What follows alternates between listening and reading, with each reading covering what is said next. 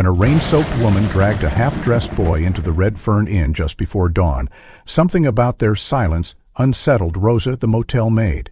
But when they vanished an hour later, leaving behind a torn bracelet and the smell of gasoline, Rosa's instincts screamed. What she found in room 7 confirmed a truth far darker than she imagined, and from that moment on, she knew she couldn't walk away.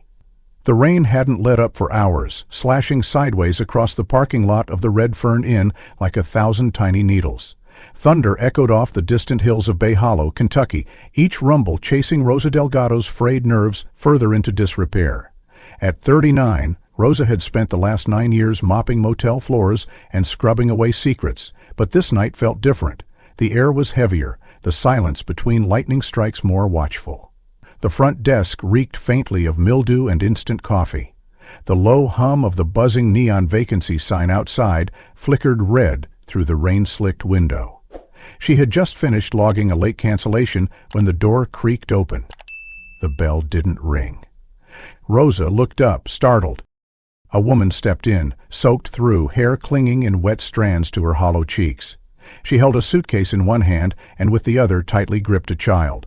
The boy couldn't have been older than 6. He wore only a thin white tank top and underwear, both damp and clinging to his small frame.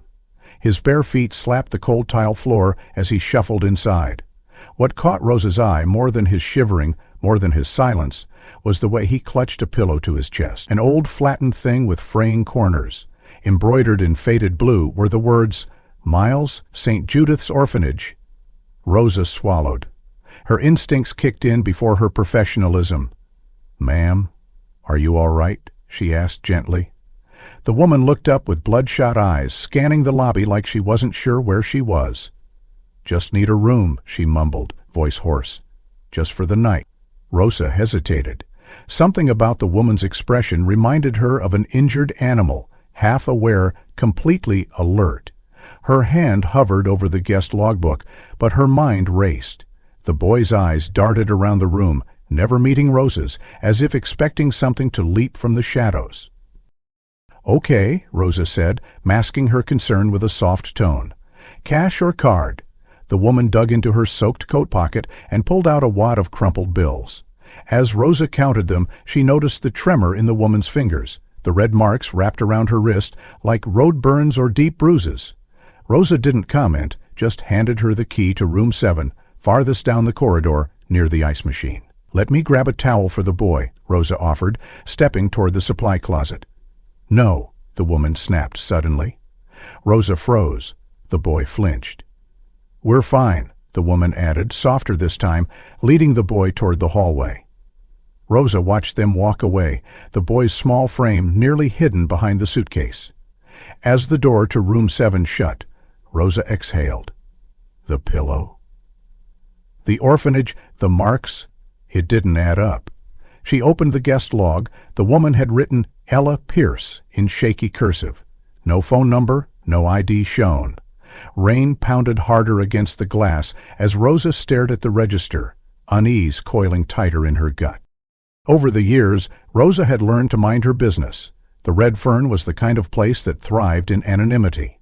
People came here to disappear for a night, a week, sometimes forever. But something about this child, Miles, broke through the armor Rosa had built around herself. The way he kept glancing back, as if silently begging her to notice, said more than words ever could. Back in the laundry room, she retrieved fresh sheets and a blanket for the next checkout. But as she folded them, her mind drifted again. The orphanage on the pillow. St. Judith's. It rang a bell. Rosa pulled out her phone and did a quick search. The facility had closed down 2 years ago due to funding issues and a pending investigation into neglect and abuse. Her hand tightened around the phone. Coincidence? Maybe. But in her experience, nothing in this business ever was. Half an hour later, Rosa made her rounds, double-checking locks, clearing out trash from the vending area. When she passed by room 7, she paused. No noise inside, not even the murmur of a TV. Her hand hovered near the doorframe, then pulled back. "Not my business," she muttered, though her reflection in the hallway mirror betrayed the war waging behind her eyes. The rain had finally slowed to a steady drizzle, mist rising from the asphalt outside, Rosa returned to the front desk and sat heavily in the old office chair. She stared at the keyhook board. Every room had a label, every story had a start, and tonight a new one had begun in room 7, one she knew in her gut would not end quietly. She leaned back and stared at the ceiling, replaying the image of Miles's trembling hand, clutching that worn pillow like it was the last thing he owned. Something was wrong, very wrong. And even though the rules of the Red Fern were simple, clean, clock in, clock out, Rosa knew she had just stepped into something far more complicated. The chime above the lobby door startled Rosa out of her half-doze. She glanced at the clock. It was barely past 1:00 a.m. Less than an hour had passed since the mother and son checked in. Rosa blinked twice, then sat upright as the door creaked open. There they were again, Ella and the boy, now retreating into the storm-soaked night like ghosts, vanishing into mist. The suitcase, heavier than before, thumped against Ella's thigh as she pulled it down the corridor with erratic haste. Miles stumbled behind her, bare feet slapping the floor. Rosa stood slowly, instinctually. "Everything all right?" she called out, her voice tempered with concern. Ella didn't stop change of plans. She barked without turning. The door slammed behind them, rattling in its frame. For a long beat, Rosa stood motionless, the lobby silent but for the low hiss of the rain. Something was off. No one checked out this fast, especially not drenched and disoriented guests with nowhere else to go at this hour. She took a cautious step toward room 7. The hallway was dim, the single fluorescent tube overhead flickering like it had a nervous tick. Rosa reached the door and knocked softly. No answer. Her hand found her housekeeping keys. With a glance over her shoulder, she slipped the key into the lock and turned it with a practiced quiet. The door creaked inward. The smell hit her first, not the musty tang of damp linen or the sourness of cigarette. This was sharper, more industrial, gasoline. She stepped inside, covering her nose with her sleeve.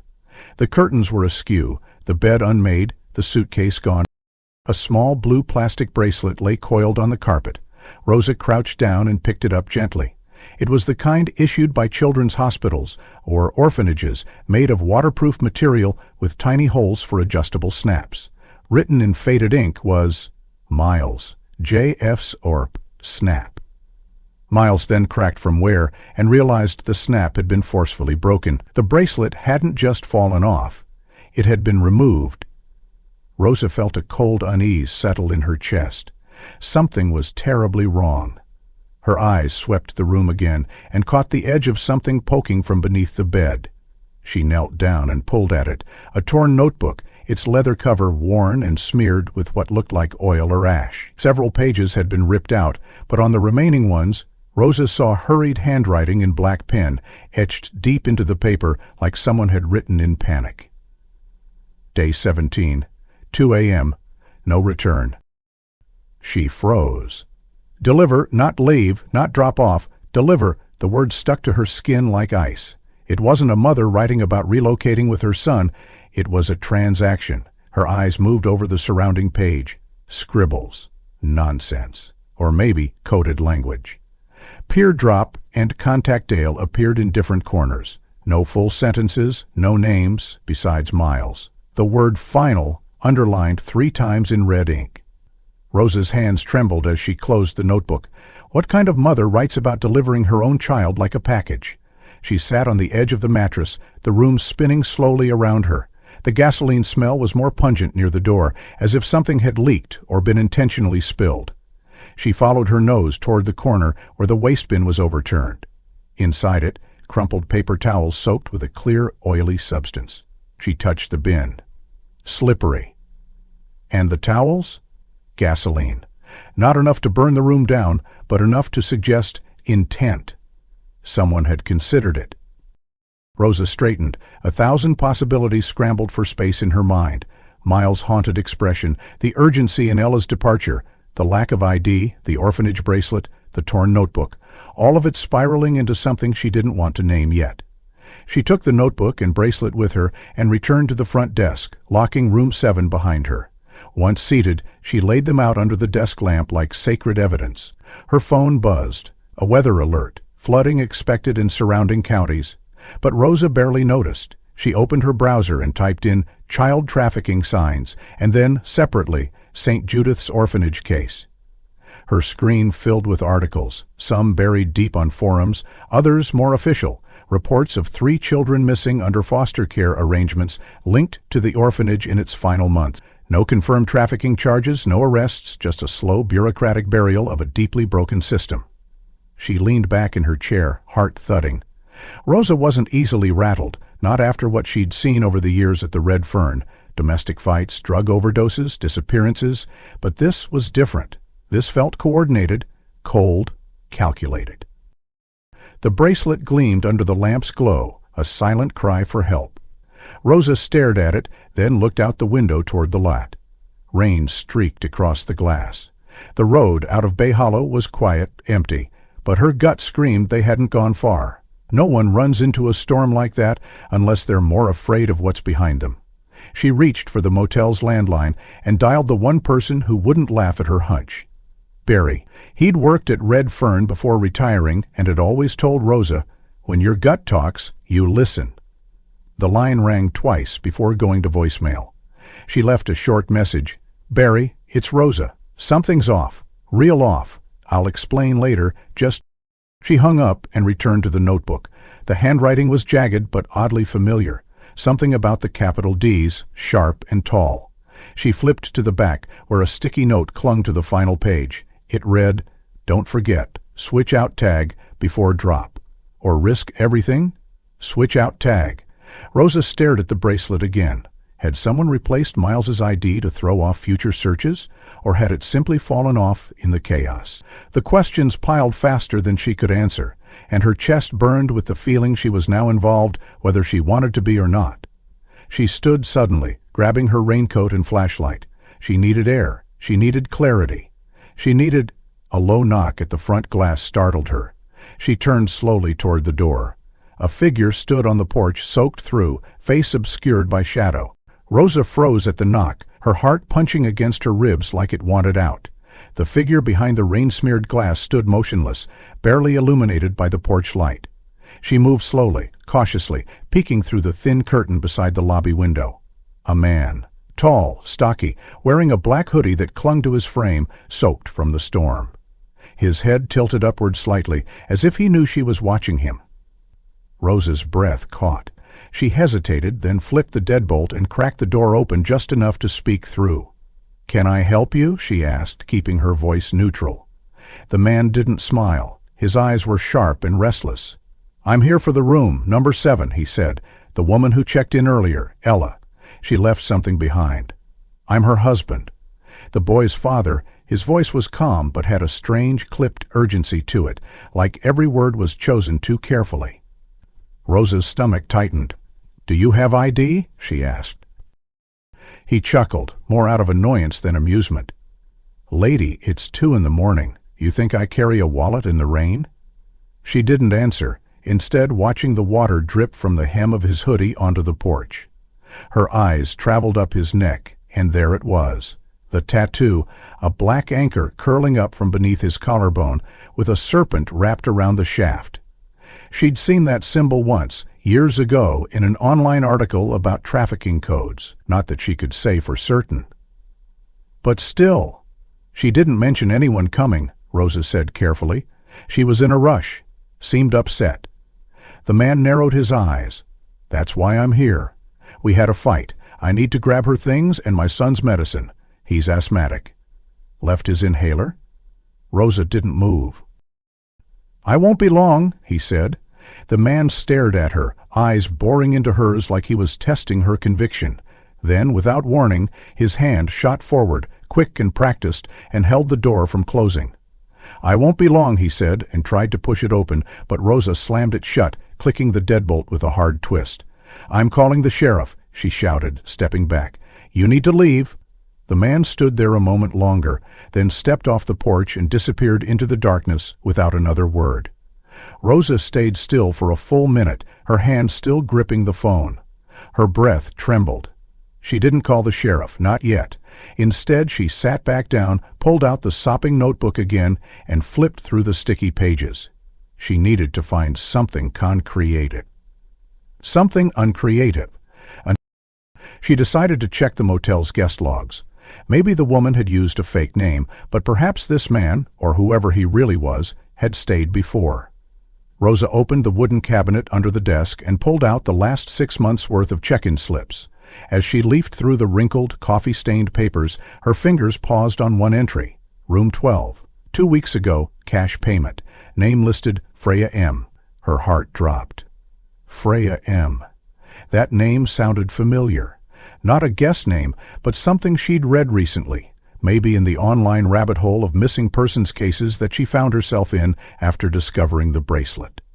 She opened a new browser tab and typed Freya M. Missing Child, Kentucky. The search results were immediate. A local news headline appeared: Freya Mathers, 28, missing for 4 months after leaving shelter in Oklahoma City, last seen with unknown male, believed to be trafficked. The article clicked the article. The photo showed a young woman with copper hair and anxious eyes. There was no mistaking it. This was the same woman who'd signed in here just weeks ago. Rosa felt her blood run cold. It wasn't just Ella and Miles. This place had been touched by this darkness before, or maybe it had always been a part of it. She clicked deeper into the article. The man suspected to be accompanying Freya hadn't been identified, but there was a sketch, vague, generic. But the anchor tattoo was mentioned. Rosa's eyes returned to the door, to the image of the man standing there, soaked and silent. It was here. She'd seen him with her own eyes, and now the connection was impossible to ignore. She paced the lobby, her mind spinning. Were these women being passed through the Red Fern like parcels in a chain? Why here? Why Bay Hollow? She glanced toward the storage room, remembering the disorganized stack of unclaimed guest items and old housekeeping finds. Something tugged at her memory. Weeks ago, Barry had complained about a locked duffel bag someone left behind, said it smelled weird and that he was going to throw it out. He never did. Rosa crossed the hall and entered the storage space. The duffel was still there, shoved into the back behind old vacuum cleaner parts and a broken vending machine motor. She pulled it out. It was heavy, zippers rusted slightly. She tugged them open slowly. Inside were children's clothes, some worn, still with tags, but what turned her blood to ice was the folder at the bottom. Printed form, photos, profiles of children, some marked aided, PhD, others marked pending. She pulled one out. A boy, age 5, name redacted, status transferred, Tier 2. Her hand shook. It wasn't just trafficking, it was structured, coordinated, with paperwork, process. Her mind reeled. This was bigger than she could handle alone. She had to call someone, but who? Local law enforcement had brushed her off before. She needed someone who couldn't be silenced. She needed media, the press. She took photos of everything with her phone, zipping the duffel closed and returning it to the cabinet. As she stood, the front doorbell jingled again. She tensed. Not again. Not now. But when she turned, it wasn't the tattooed man. It was a woman. Early 40s, drenched, breathing hard, her face paler than the lightning outside. Rosa's breath caught. The woman held something in her hand, a paper bag, and her eyes darted toward room 7. "Is he still here?" she asked, voice breaking. "Is my son still here?" Rosa stared at the woman now standing in the entrance of the Red Fern's lobby, soaked, shaking, and pleading. Her voice was barely audible over the low hum of the rain, but the desperation in her eyes was deafening. "Is my son still here?" Rosa blinked, her mind scrambling to catch up. "Your son?" she echoed cautiously, stepping from behind the desk.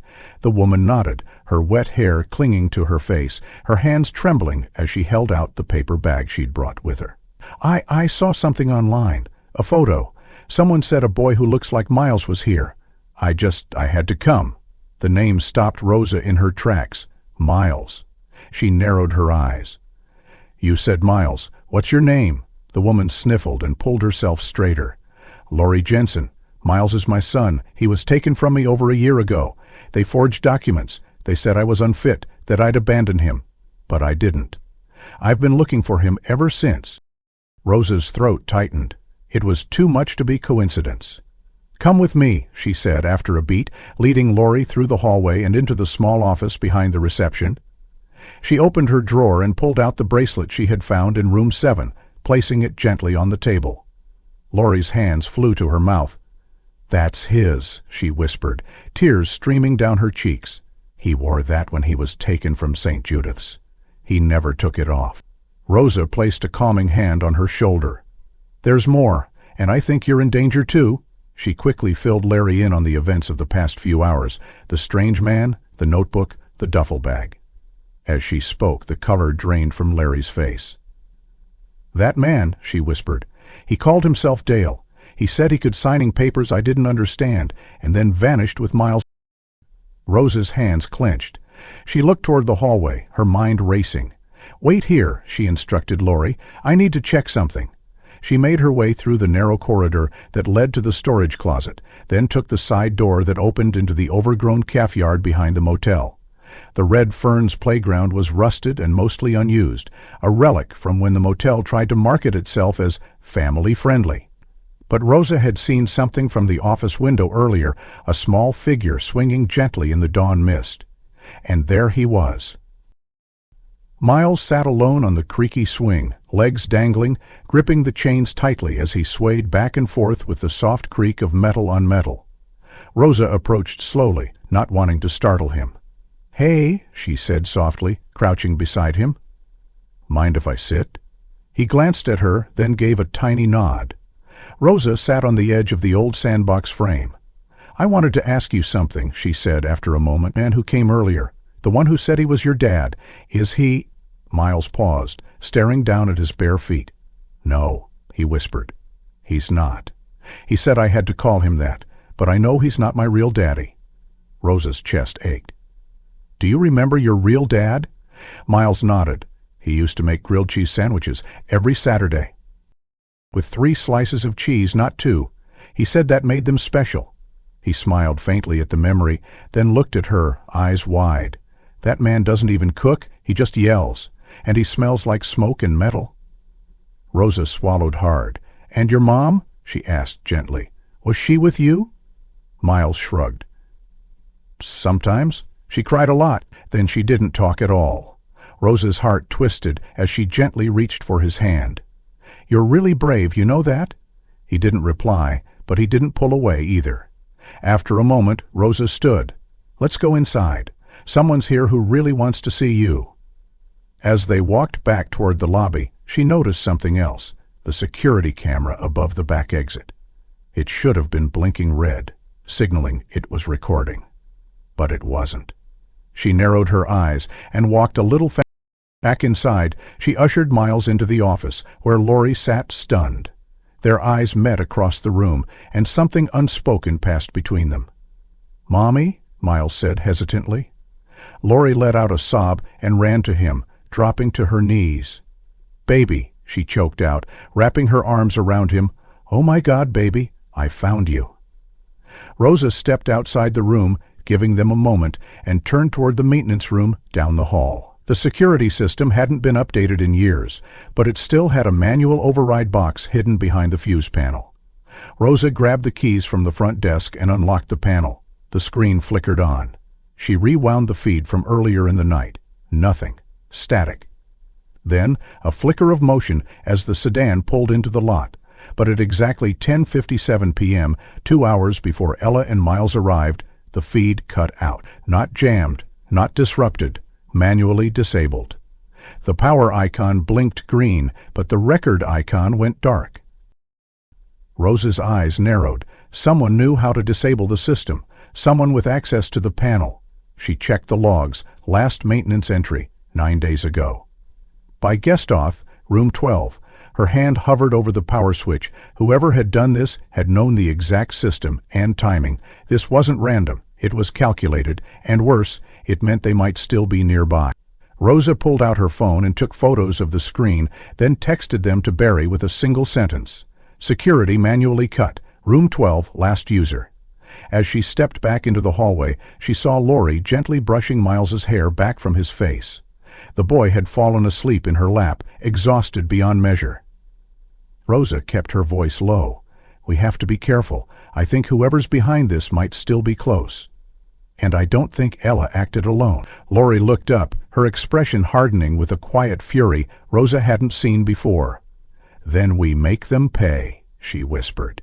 The quiet hum of the motel's hallway was broken only by the soft breathing of Miles, still asleep in Lori's arms, and the faint buzz of Rosa's thoughts as she stared at the security panel display on her phone. Her fingers trembled slightly, not from fear alone, but from the weight of confirmation that this wasn't paranoia or coincidence. Someone had planned this, someone had calculated it, and they were far from finished. She had barely stepped back into the lobby, phone still in hand, when it rang. The number was hidden, unknown caller. Rosa's heart rate surged, and against her better judgment, she answered. "Hello?" Silence at first, then a voice, not raspy, not gruff, but disturbingly calm and clear. "Male." "You don't know what you're doing," the voice said. "This isn't your story to tell." Rosa's spine stiffened. "Who is this?" she demanded. The voice ignored the question. "You've already crossed the line. If you keep pushing, you'll disappear like the others." A chill crept through Rosa's chest. "What do you want?" she asked, trying to steady her tone. The voice didn't respond right away. Then, "Stop looking. Stop digging. Walk away and live. Keep playing hero, and you'll end up like room 12. The call ended. Rosa stood frozen, her fingers still clutching the receiver as the dial tone hummed in her ear. Slowly she hung up, her breath coming in shallow bursts. She'd heard threats before, working in a rundown motel, guaranteed encounters with drunks and desperate men. But this wasn't bluster. This was surgical, intentional. She glanced down the hallway where Lori now lay curled beside Miles on the worn office couch, both finally resting. The moment felt borrowed, fragile. Rosa moved swiftly, heart pounding, toward the storage closet once again. She had seen something else earlier, another unclaimed bag, this one stuck into the bottom corner beneath moldy towels and a busted vacuum belt. She tugged it out, coughing as dust rose in clouds. It was a faded blue duffel, unmarked, but heavier than it should have been for its size. The zipper stuck, but with a sharp pull, it slid free. Inside, the smell of mildew and old fabric hit her. At first glance, it looked like a pile of discarded children's clothing, a haphazard mess of t-shirts, socks, and faded jeans. But something poked out near the bottom, something newer. She reached in and pulled out a small, button-down shirt, pale blue, child printed.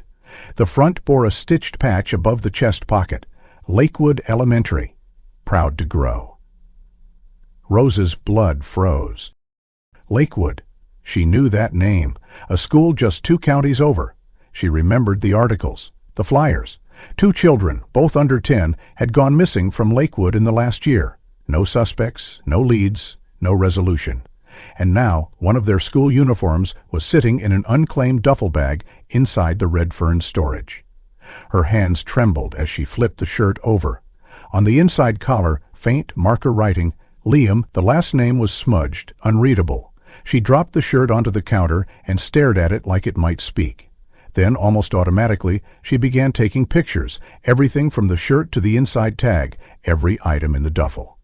She reached in again and found a small green pencil case, the kind with dinosaurs printed on it. Inside were colored pencils, most broken or dulled down, and one scrap of lined notebook paper. She unfolded it carefully, a child's handwriting, shaky and uneven. "I don't want to go. I want Mommy." They said no more crying or no dinner.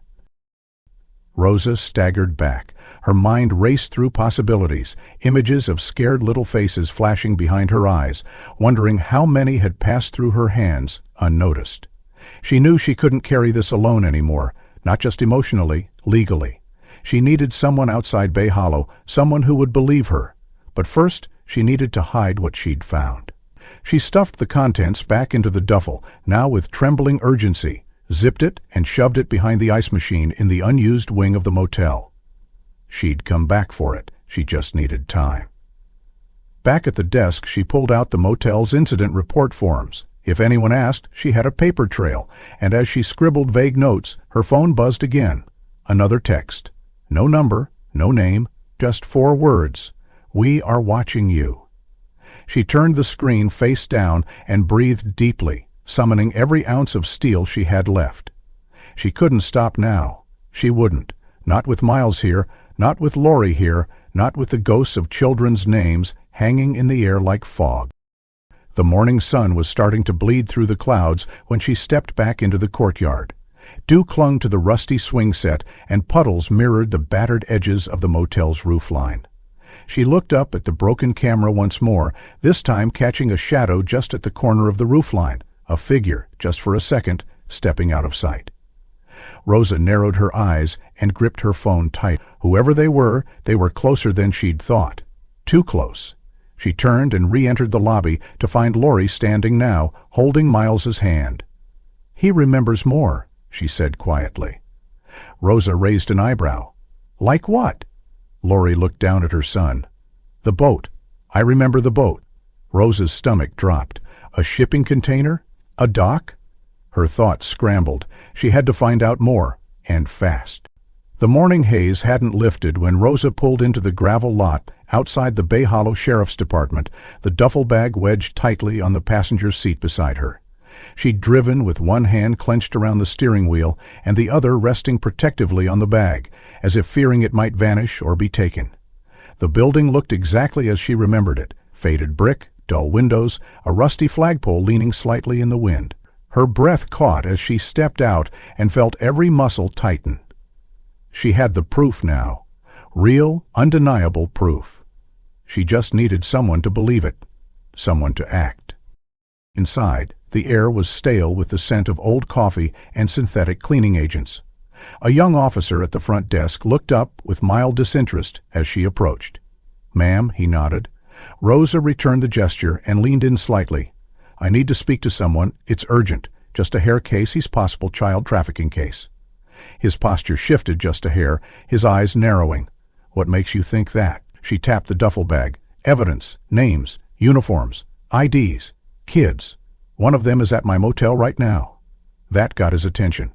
He picked up the phone, dialed a short extension, and murmured something into the receiver. Moments later, an older man emerged from the hallway, a sheriff's deputy with a lined face and weary eyes. His nameplate read, Deputy Harlan. Rosa followed him into a cramped office where dusty files threatened to fall from sagging shelves. She placed the duffel on the desk and began unloading each item, her voice steady but urgent. She showed him the Lakewood Elementary shirt, the bracelet, the intake forms, the child's note. She even pulled up the security footage logs from her phone. Harlan didn't say much as she spoke, only nodded occasionally and jotted brief notes. When she finished, there was a long silence. He leaned back in his chair, folded his arms, and said, "Red Fern, huh?" Rosa nodded. "That's where I work. That's where I found all of this." Harlan sighed. "We've been through that place before, got a few tips over the years, ran checks, interviewed management, found nothing." Rosa stiffened. "Nothing? You mean no one checked the storage? The duffels? The missing security footage?" He shook his head. "Nothing actionable. Look, I don't doubt what you're saying looks bad, but you know what happens around here. People leave, people lie, parents fight, kids run." Rosa's voice cracked slightly. "These kids didn't run. They were taken, and someone is organizing it." He leaned forward. "Ma'am, even if I wanted to escalate this, I'd need jurisdiction. A warrant, something traceable. So far, it's just close and anecdotal." Rosa's face flushed with frustration.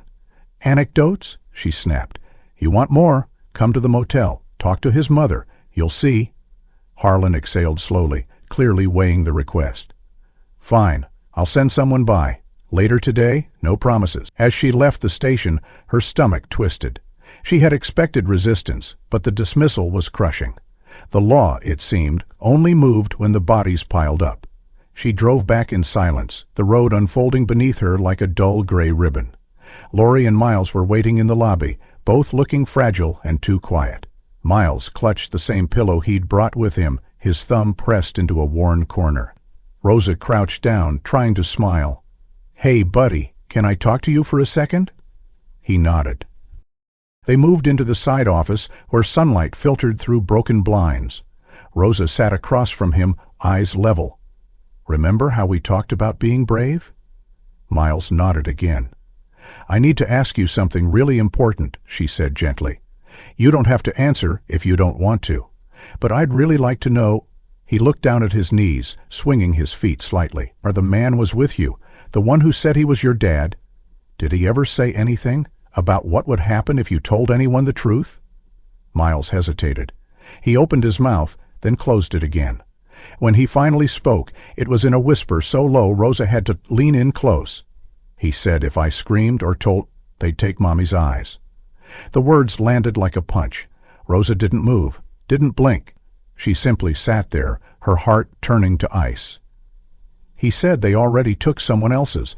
That's why the lady in the red car never came back. The room was too quiet. Even the ticking wall clock seemed to pause. Rosa felt her mouth go dry. "What lady in the red car?" she asked. Miles shrugged. "She tried to take me once, from the back seat, but she yelled, and then she didn't come back."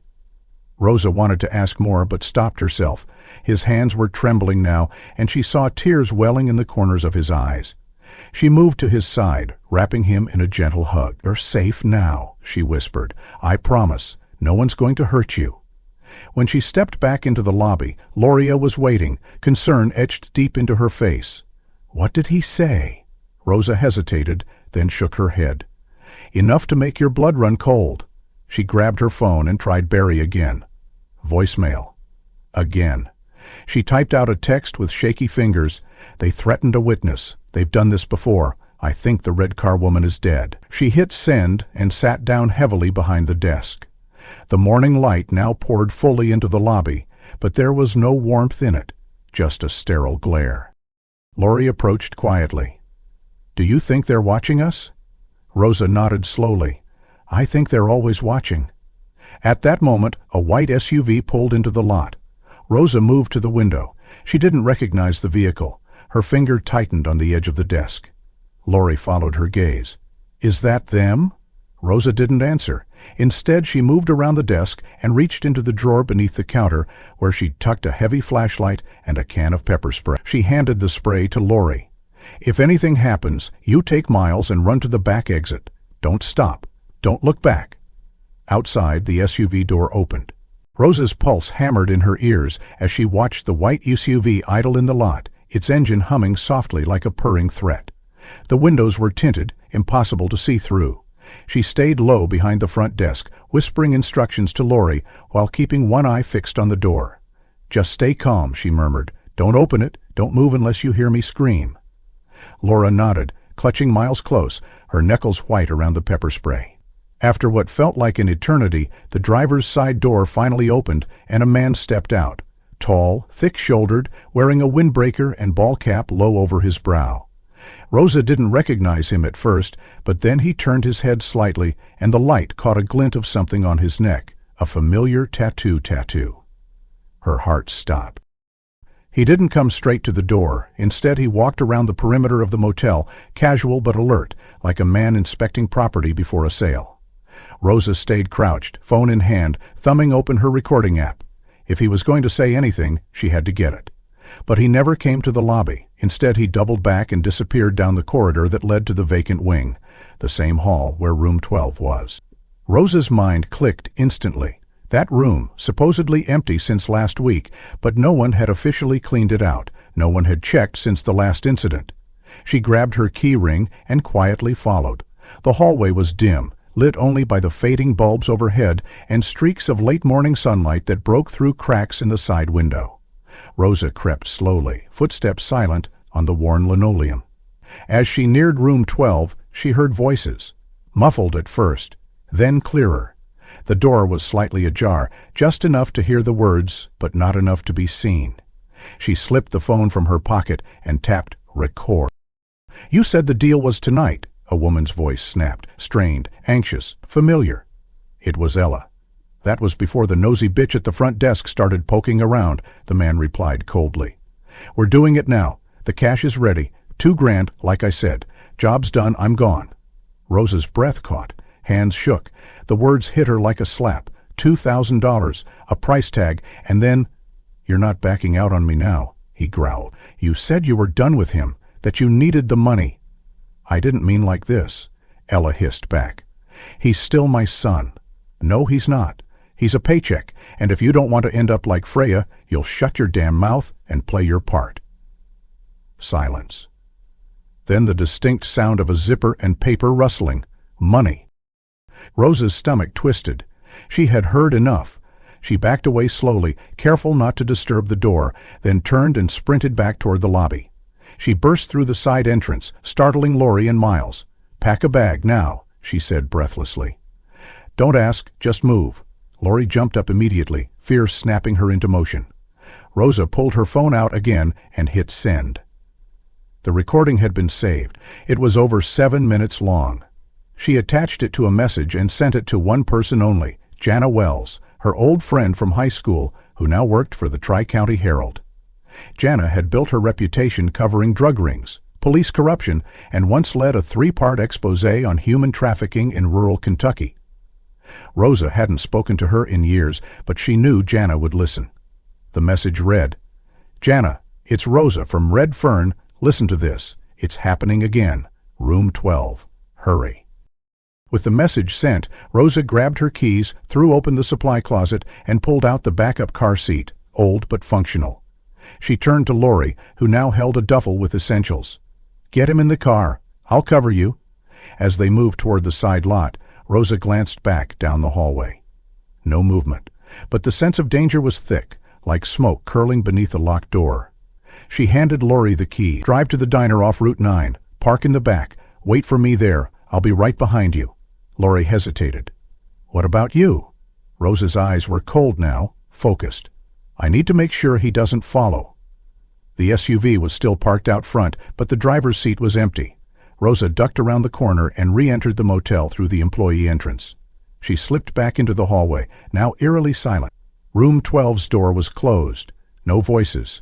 She slid past it quickly, checked the back corridor, empty, then returned to the lobby. The phone buzzed. "Jana." "Got the file. Are you safe?" Rosa typed back. "Not for long." Jana replied instantly, "I'm sending this to every contact I have. Hold tight. Don't let them leave."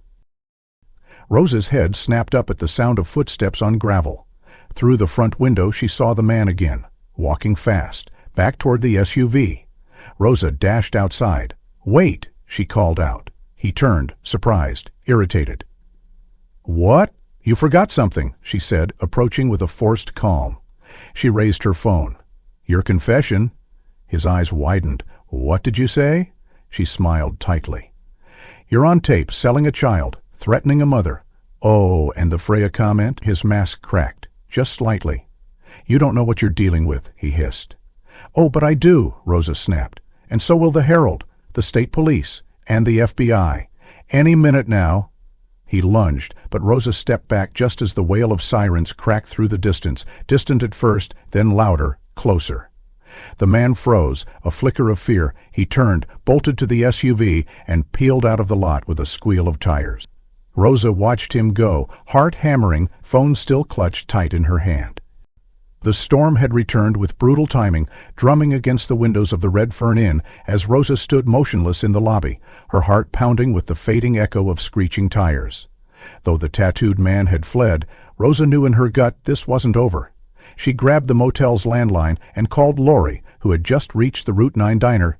"Stay inside. Don't come back yet," Rosa instructed quickly. "He might circle around. I think someone else is still watching the motel." Lori's voice cracked with worry, but she agreed. Rosa hung up and turned to the front window. That was when she saw it. A second vehicle. A silver sedan pulling into the side of the building, the blind spot between the two wings. It hadn't been there when the tattooed man peeled out, and it didn't belong to any guest she recognized. The engine cut abruptly, and the driver's side door opened. Another man emerged, shorter, leaner, his movements quick and purposeful.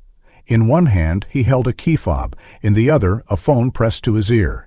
He paced once around the car, then headed straight for room 7.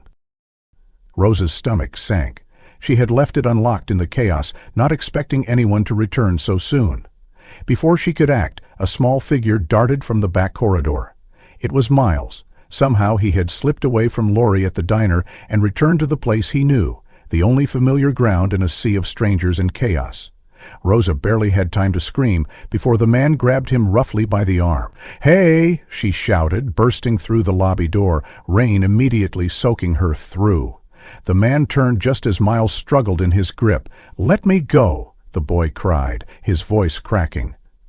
"I don't want to go. He's not my dad." The man didn't respond. He simply yanked the boy toward the rear door of the sedan and threw it open. The sheer rawness in Miles' scream ripped something deep in Rosa's chest. She was moving before her brain could register the plan. No coat, no weapon, no backup. Just motion, instinct, fury. She sprinted across the slick pavement, shoes skidding in the rain, lungs burning. "Let him go!" she screamed. The man turned, shocked by her speed, and tried to shove Miles inside the vehicle. The boy clung to the doorframe, legs kicking wildly. "Help!" he shrieked. "Miss Rosa!" That was all she needed. Rosa reached the car just as the man slammed the door, catching a glimpse of Miles's terrified face through the glass. With strength she didn't know she had, Rosa grabbed the door handle and yanked. It was locked. She pounded her fist against the window. "Let him out!" The man climbed into the driver's seat, ignoring her completely. The engine roared to life. Rain battered the windshield. Rosa didn't think. She dove to the other side, pulled open the passenger door, and lunged inside. The man cursed, swinging a wild elbow, but Rosa ducked, her hand scrambling for the back door latch. "Miles," she yelled, "unlock the door." The boy reached over, fumbled with the button. The lock popped. Rosa flung the back door open and yanked Miles out by the arm just as the driver lunged backward to grab him. They tumbled out into the rain, both of them hitting the pavement hard. Rosa scrambled to her knees, shielding Miles with her body. The sedan screeched, tires spinning, fishtailing violently in the flooded gravel. The driver leaned out the window and shouted something Rosa couldn't hear over the downpour, then slammed the car into reverse and tore off into the night. She held Miles tightly, his wet arms wrapped around her neck, his sobs muffled against her shoulder. "I got you," she whispered over and over. "I got you. You're safe." A neighbor across the street turned on their porch light, confused and disoriented. Another door opened. Rosa didn't notice. All she could hear was Miles's trembling breath and the distant sound of sirens, again. Someone must have called them. She stayed in the middle of the lot, drenched, heart racing, refusing to move until she was sure no one else was coming. A flash of headlights cut through the mist moments later. A cruiser rolled into the drive, splashing water in every direction. Two officers jumped out. One of them, young, probably new, started toward her with concern. "Ma'am, are you hurt?" She shook her head. "He tried to take the boy," she gasped. "He said he was his father." "He's not." The second officer bent down, checking Miles, who clung even tighter to Rosa, refusing to be pulled away. Okay, the officer said softly. "We've got him now." Rosa didn't let go until they were back inside, huddled in a blanket. More units arrived. An ambulance, a detective. Everything turned into static, a flurry of flashing lights, questions, radios crackling, but she answered them all. Calm, direct, focused. They needed names, descriptions, recordings. She gave them the audio from room 12. She gave them her notes, the duffel evidence, the report to Deputy Harlan. By the time the detective arrived, a woman in her 40s named Whitaker, Rosa had already become the center of the case. Officer Whitaker reviewed the file with tight brows, then finally looked at Rosa with something close to admiration. "You did the right thing," she said. "You did what most people would have run from." Rosa didn't answer. She was staring out the window again, watching. The chaos in the Red Fern Inn's lot hadn't yet settled when another vehicle pulled in through the main entrance, sleek, black, official-looking, moving with a slow, deliberate authority that made even the uniformed officers straighten instinctively. Rosa watched from the front door, arms still wrapped around a shaken Miles, as the car parked and a man stepped out. He was tall, square-jawed, dressed in a dark trench coat that flared slightly in the breeze, and moved with the air of someone used to command. The other officers took notice. One of them nodded toward him. "That's him," Rosa heard someone whisper. "The Fed." But something about the man's eyes, sharp and too cold, didn't sit right with her.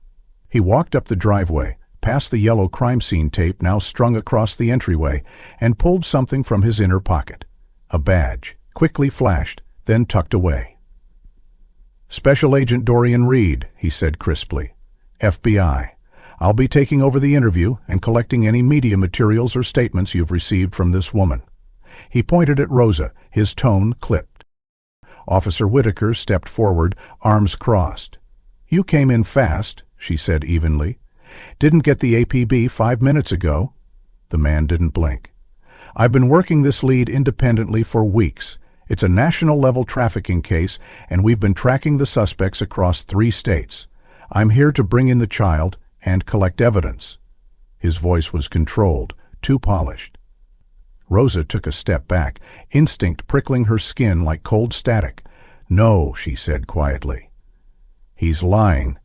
Whitaker glanced at her. "Excuse me?" Rosa raised her chin, keeping her eyes on the man. "That badge wasn't real. It didn't reflect properly, and he didn't show a nameplate or ID number. He's bluffing. He's part of it." The so-called agent turned, now his expression icy. "You want to accuse a federal officer of fraud during a federal investigation?" "No," came a firm voice from behind him. "I'll do it." A second figure emerged from the arriving vehicles, a shorter, broader man in plain clothes, walking with a heavy folder tucked under his arm. He flipped open a real badge, this time held properly, clear and reflective. "Agent Harold Lovett, FBI Field Office, Lexington. We've had this place on watch for 6 weeks, and you," he pointed at the man in the trench coat, who suddenly stiffened, "are not in our system." The lot went still. Everyone stared. The fake agent glanced around once, clearly assessing escape routes, but before he could move, 2 uniformed officers flanked him and wrestled him to the pavement. He didn't fight, just went limp, expression blank. As they cuffed him, Agent Lovett bent down and removed the fake badge from the man's jacket. "Laminate, no embossing, no federal chip." He looked up at Rosa and nodded. "Good eye." She didn't speak, her hand still resting protectively on Miles's shoulder. Once the man was secured in the back of a cruiser, Lovett turned to Rosa and Whitaker. "This motel's part of a larger route. We suspect it's been used as a stopover hub, hidden in plain sight. We've had eyes, but no insider." Rosa gestured toward the evidence still bagged and spread across the front desk. "You've got one now," she said quietly. "Room 12. There's more." Lovett nodded. "Let's take a look." They moved quickly toward room 12, now guarded by 2 local deputies. Rosa's stomach knotted as they approached. The door had been kicked open during the earlier search, and the hallway reeked faintly of bleach and something acrid beneath it, cheap chemicals masking worse truths. Lovett entered first, gun drawn, scanning the corners. Rosa stepped in behind, and what she saw made her breath catch. On the bed lay Ella, or what remained of her. Her body was slunk to one side, arm dangling over the mattress edge. She wasn't moving. Whitaker was already calling for paramedics as Lovett checked her pulse. "Still breathing," he confirmed. "Shallow, looks like a sedative." Rosa inched forward, heart in her throat. Ella looked gaunt, hollowed out. Her skin had a waxy sheen, and in one hand, clutched with startling strength, was a small manila envelope. Rosa gently pried it loose. Inside were 3 things: a folded piece of notebook paper, a stained photo of a younger Miles, and a $20 bill. Rosa unfolded the note and read aloud, her voice barely more than a whisper. "Forgive me. I didn't know how to stop. I thought this would save us. I was wrong. Please save my son." The room went silent, except for the distant sound of sirens approaching again. Rosa lowered the paper slowly, eyes burning. "She tried to back out," she said quietly. "Too late." Whitaker took the envelope and handed it to evidence techs just arriving. Paramedics lifted Ella gently, beginning the process of reviving her. Rosa watched from the corner of the room, feeling equal parts anger and sorrow. A mother broken, a system ignored, and a child who never should have had to carry any of it. Lovett turned to her. "This note might be the leverage we need. If she cooperates, we can get the others. Names, routes, drop locations." Rosa didn't answer. Her gaze was fixed on the water stain forming on the floor beneath the bed, a slow, expanding bloom like ink on paper. Outside, the rain had slowed again, now just a whisper against the metal awnings. Rosa stepped out, needing air, her lungs burning with too many thoughts.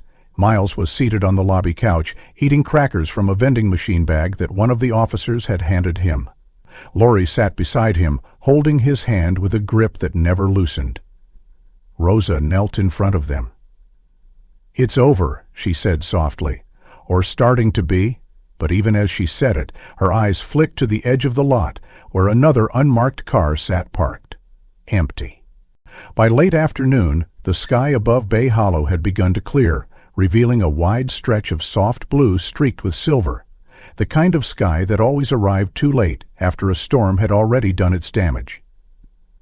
Rosa sat in the back seat of a patrol car, Miles curled up beside her, fast asleep beneath a warm blanket that smelled faintly of soap and pine-scented upholstery. Lori sat in the front with Officer Whitaker, her hands folded in her lap, fingers twitching as if still bracing for a threat that might return at any second. They rode in silence, the air heavy with the weight of everything they'd just survived, the trauma not yet distant enough to feel like memory.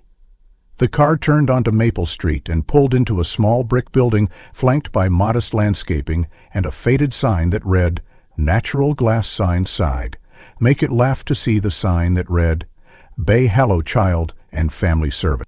Whitaker parked and looked back at Rosa. "You don't have to go in, you know. We can take it from here."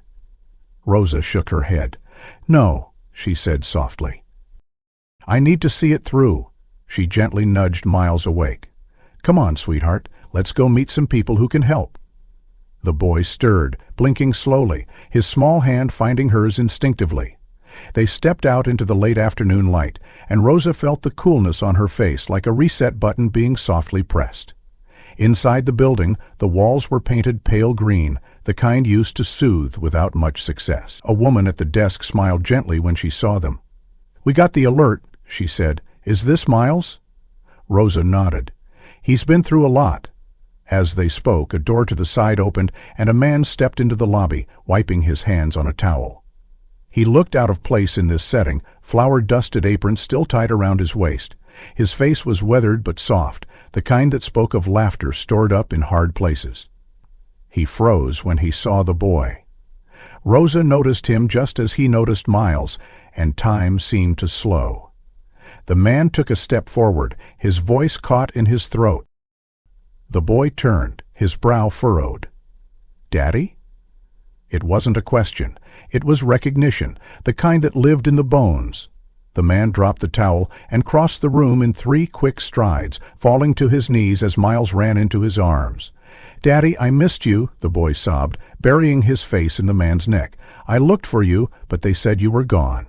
The man clutched his son like a drowning man, grabbing the surface, tears pouring freely now. "No, no, baby. I've been looking for you every single day, every night.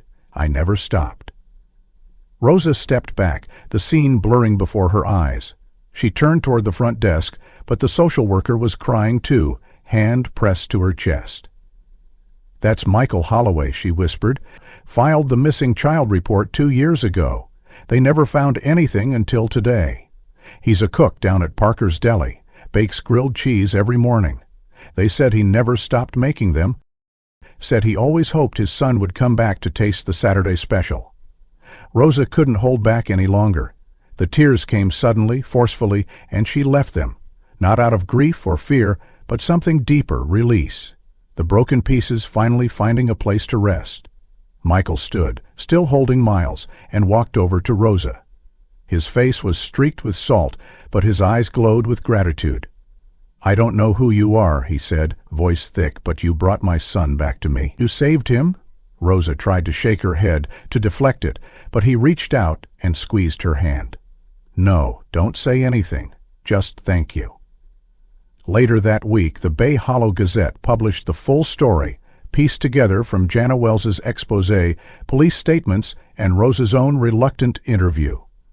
The headline read, "Silent Hero at the Red Fern. Local motel perker uncovers human trafficking ring, saves missing boy." Beneath it, a photograph of Rosa and Miles, her hand on his shoulder, both squinting into the light. The mayor issued a community commendation. The sheriff's office hosted a luncheon in her honor. A local bakery named a sandwich after her, the Rosa Melt. But Rosa didn't care for sandwiches. She returned to the Red Fern the day after the story broke, broom in hand, mop bucket ready, like always. Yet something had changed. People came up to her now, strangers, families, survivors, thanking her. Smiling, one little girl handed her a crayon drawing of a superhero with curly hair and a name tag. "That's you," the girl had said shyly. Rosa framed it and hung it in the office, and every Saturday morning since, without fail, a delivery arrived at the Red Fern from Parker's Deli. One grilled cheese sandwich, triple cheese, wrapped in brown paper, labeled in a child's handwriting. "For Miss Rosa." She'd sit in the courtyard and eat it slowly, watching the sun climb over the motel roof, warming the swing set where laughter had finally begun to return. For the first time in her life, Rosa didn't feel invisible. She felt seen, needed, whole. Not just a cleaner of rooms, but a guardian of stories, a protector of lives, a thread in something far bigger than herself. She had saved one child, but the ripples would go on forever. If this story moved you even half as much as it moved us, don't forget to like the video and hit subscribe for more mysteries that reveal the hidden truths people almost forgot. We'd love to hear your thoughts. What part of Rosa's journey hit you the hardest? Did you expect that final reunion? And tell us, where in the world are you watching from? Drop your answers in the comments. We read every single one.